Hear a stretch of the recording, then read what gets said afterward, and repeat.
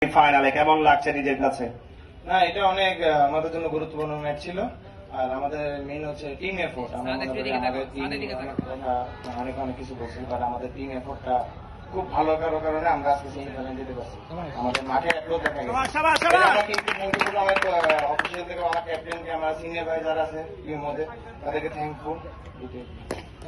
Finishing এর সময় কোন ব্যাপারটা মাথায় ঘুরছিল? যেহেতু গতকাল একটা টাইট ম্যাচ ছিল, সেটা বের করতে পেরেছিল নিঃসন্দেহে, সেই আত্মবিশ্বাসটা হয়তো আজকের ম্যাচও কাজে লেগেছে, বাট দিন শেষে অবশ্যই কতটুকু টাফ ছিল ম্যাচটা বের করা?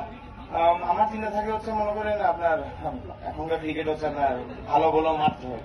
আর আমার যেহেতু আমি পাওয়ার হিটিং করতে পারি, সেই তুলনায় আমি চাই ভালো বলগুলো মারতে। তো আমার সবগুলো একজনের ভালো বলে হয়, তার জন্য আমি সাকসেস হয়েছি।